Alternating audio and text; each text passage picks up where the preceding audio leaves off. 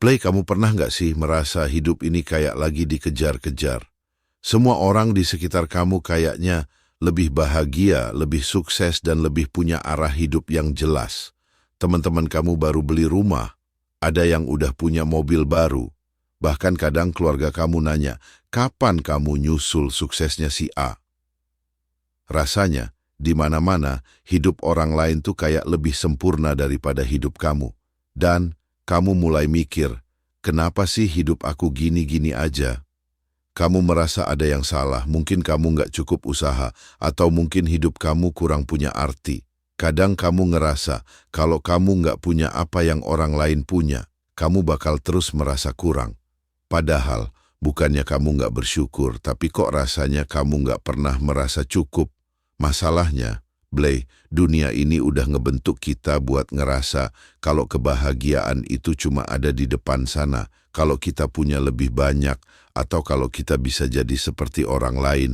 Tapi yang kita nggak sadari, itu semua cuma ilusi. Nggak cuma di media sosial, kamu bisa merasakannya di kantor, di rumah, atau bahkan di pergaulan. Ada aja orang yang lebih sukses, lebih bahagia, dan lebih terlihat punya segalanya. Nggak heran kalau kamu jadi merasa ada yang hilang dari hidup kamu. Menurut penelitian dari American Psychological Association, hampir 70% orang merasa tekanan yang tinggi untuk memenuhi ekspektasi dari luar. Mereka merasa hidup mereka nggak cukup, berarti kalau nggak ada yang bisa dibanggakan atau dibandingkan dengan orang lain. Tapi sebenarnya, kebahagiaan itu nggak datang dari sana, Blay.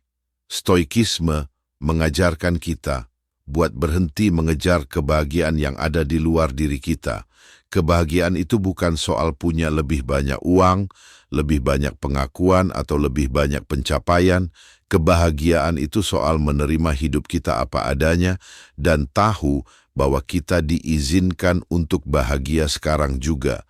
Kamu nggak perlu nunggu hidup kamu sempurna untuk merasa bahagia. Nah, di video ini gue bakal kasih kamu 3 aturan stoik yang bisa membantu kamu hidup lebih tenang, lebih damai, dan jauh dari perasaan kurang. Tapi sebelum itu, Blay, gue minta kamu untuk like video ini dan subscribe kalau kamu belum. Dukungan kamu itu berarti banget dan bisa bantu lebih banyak orang merasakan kedamaian yang sama. Jadi, Blay, siap buat masuk ke poin pertama. Di sini, gue bakal bahas kenapa seringkali keinginan yang nggak terpenuhi justru bikin kita lupa untuk bersyukur atas apa yang udah kita punya sekarang. Yuk, lanjut. 1. Unmet desire, keinginan yang tak tercapai. Blay, coba deh pikirin, pernah nggak kamu merasa bahwa hidup ini seperti sebuah perjalanan yang penuh dengan keinginan yang nggak pernah ada habisnya? Kamu mendapatkan satu hal yang diinginkan, tapi begitu itu tercapai, ada keinginan baru yang muncul. Misalnya kamu bekerja keras untuk mendapatkan promosi di kantor. Kamu capek, lembur, dan berusaha sebaik mungkin untuk mendapatkan apa yang kamu rasa pantas. Tetapi ketika pengumuman itu keluar dan orang lain yang mendapatkannya, perasaan kecewa pasti muncul, kan? Rasanya seperti semua usaha itu sia-sia. Menurut penelitian yang dilakukan oleh American Psychological Association, sekitar 70% orang merasa tertekan karena tidak puas dengan apa yang mereka miliki. Kenapa? Karena mereka selalu merasa kurang, terus menginginkan lebih. Inilah yang disebut dengan keinginan yang tak terkendali. Keinginan yang terus-menerus itu mempengaruhi kebahagiaan kita. Semakin banyak yang kita inginkan, semakin kita merasa nggak cukup. Hal inilah yang seringkali membuat kita merasa nggak puas dengan apa yang ada di sekitar kita. Namun, disinilah stoikisme memberikan perspektif yang sangat berharga.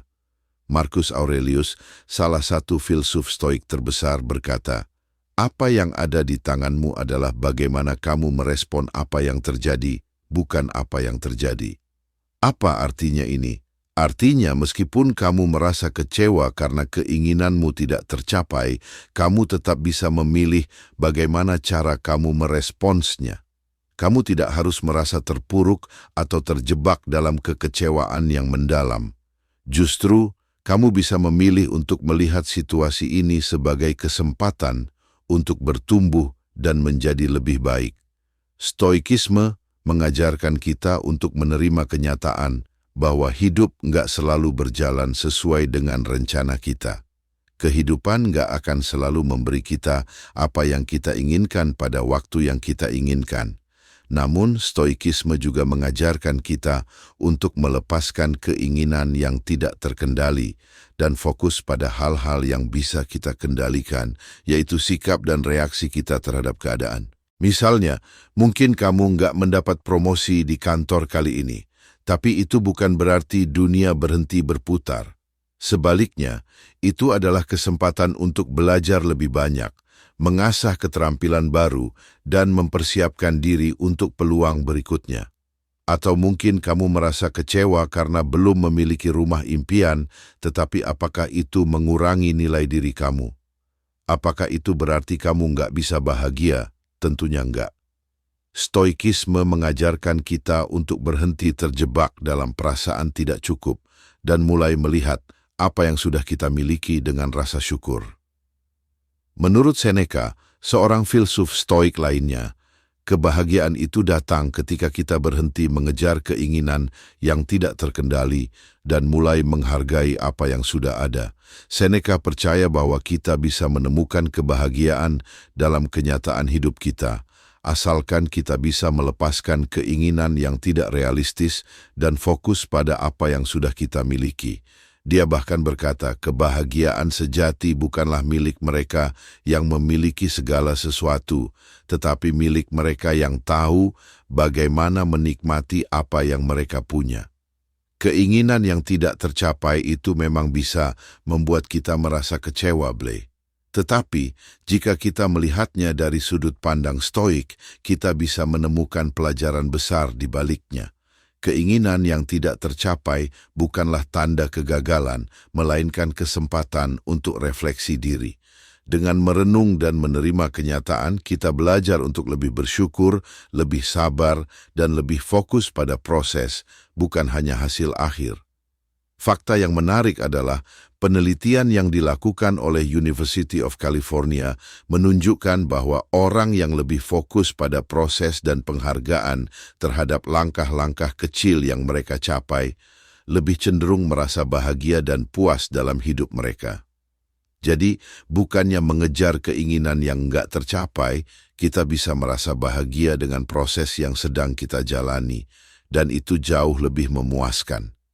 Dengan mengubah cara pandang kita terhadap keinginan yang tidak tercapai, kita bisa merasakan kedamaian batin yang lebih besar. Tidak ada yang salah dengan memiliki keinginan atau tujuan, tapi ingatlah untuk tidak membiarkan keinginan itu menguasai hidup kamu.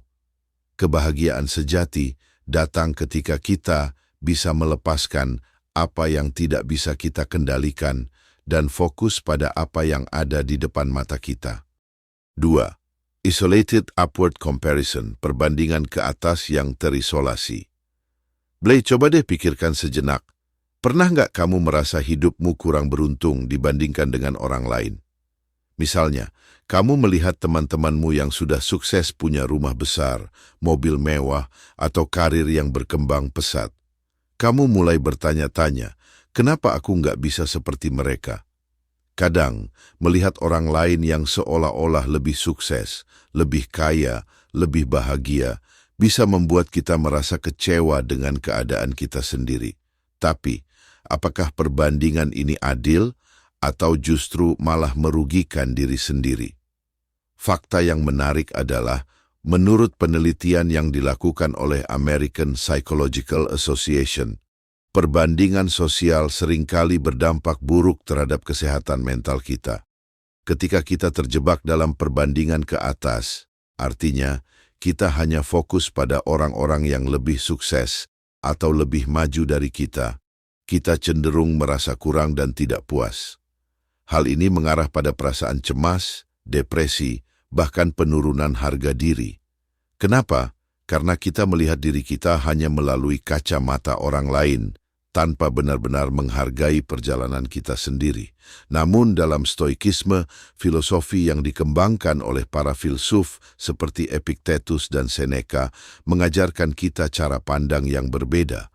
Mereka percaya bahwa perbandingan sosial seperti ini, terutama jika dilakukan secara terisolasi, hanya akan menghambat kebahagiaan kita. Epictetus berkata, "Jangan pernah melihat kebahagiaan orang lain sebagai ukuran kebahagiaanmu sendiri." Ini adalah panggilan untuk kita semua agar berhenti terlalu fokus pada kehidupan orang lain dan mulai menghargai apa yang kita miliki. Ketika kita melihat seseorang yang lebih sukses, lebih kaya, atau lebih terkenal, kita hanya melihat hasil akhir dari perjalanan mereka. Kita tidak melihat proses yang mereka jalani, perjuangan yang mereka hadapi, dan tantangan yang mungkin mereka hadapi dalam mencapai kesuksesan tersebut. Seringkali, kita tidak melihat kesulitan yang ada di balik semua itu. Itu sebabnya perbandingan sosial yang terisolasi bisa sangat menyesatkan. Kita melihat orang lain dengan satu dimensi saja, keberhasilan mereka, tanpa menyadari bahwa mereka juga punya masalah, ketakutan, dan tantangan pribadi.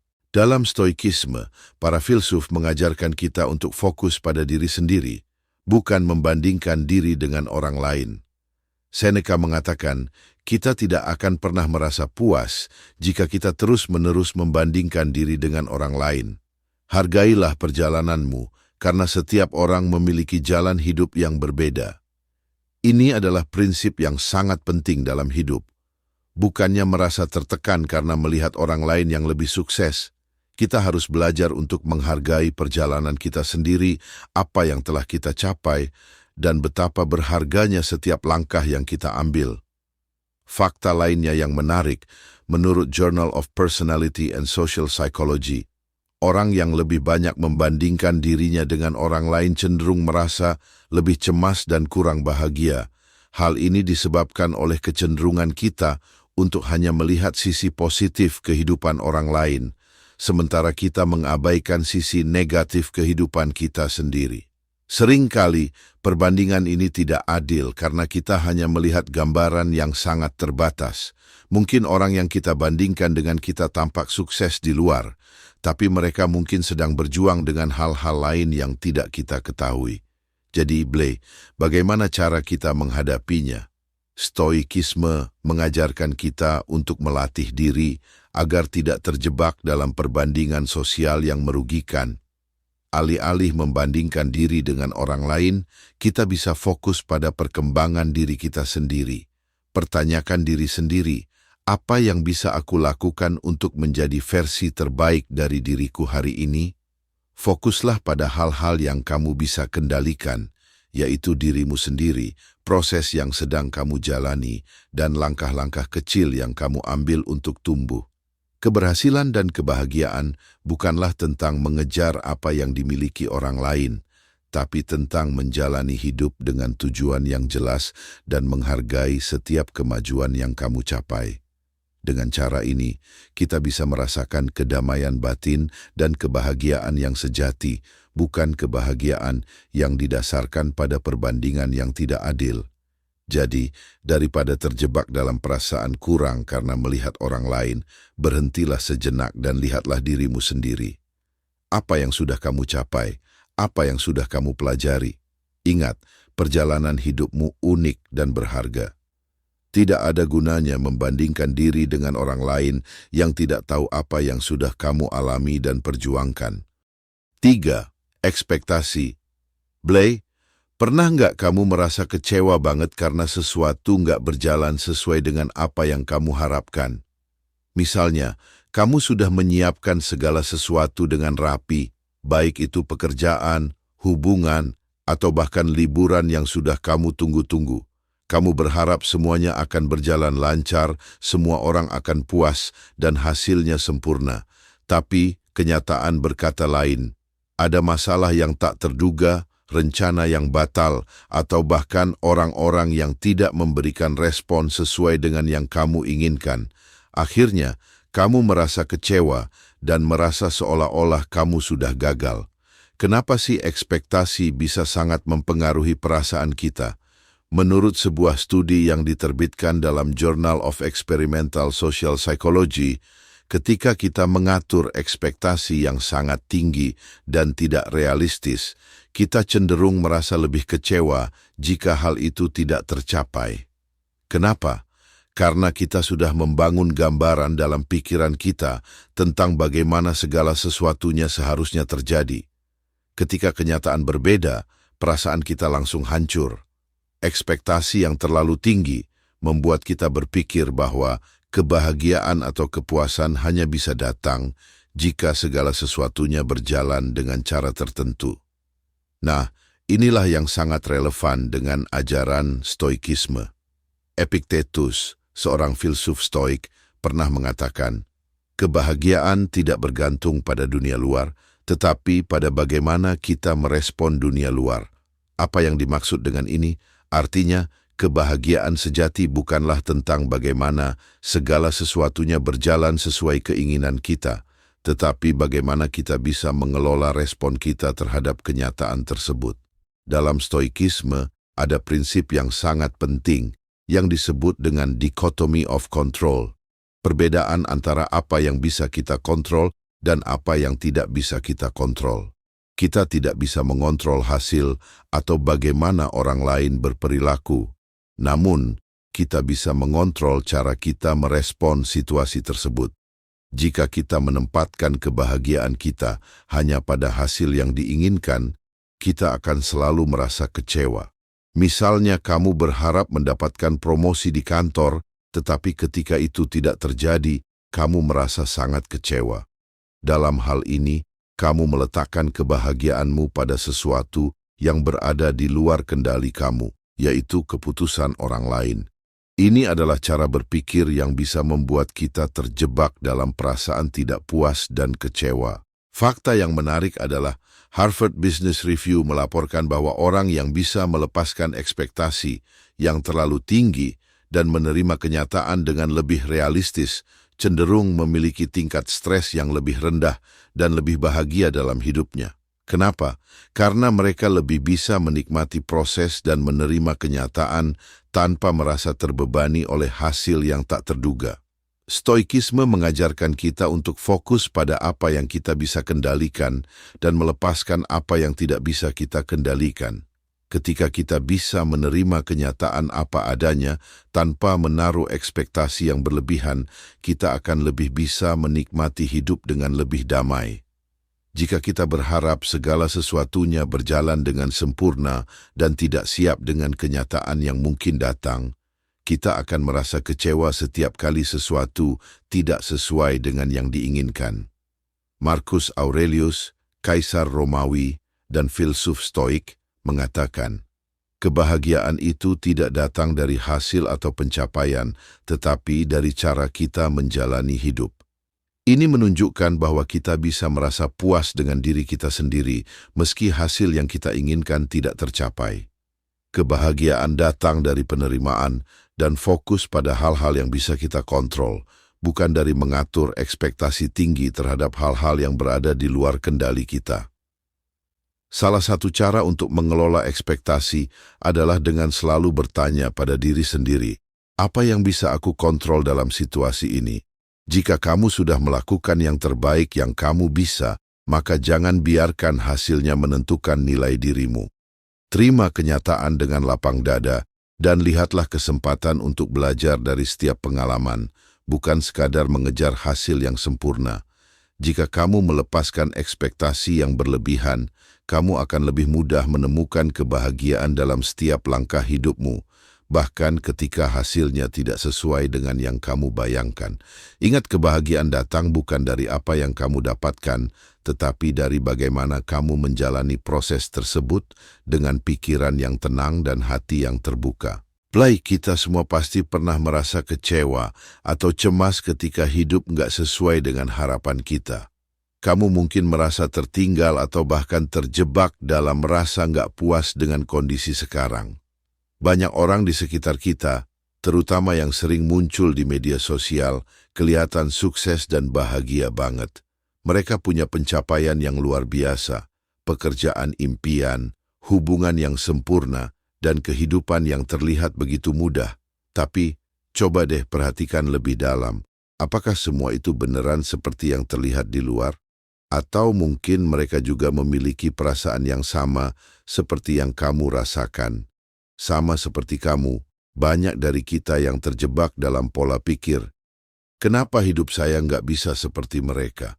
Padahal kita harus ingat bahwa kebahagiaan itu datang dari dalam diri kita, bukan dari apa yang kita lihat di luar. Filosofi Stoikisme mengajarkan kita bahwa kebahagiaan bukan berasal dari pencapaian duniawi atau bagaimana orang lain memperlakukan kita.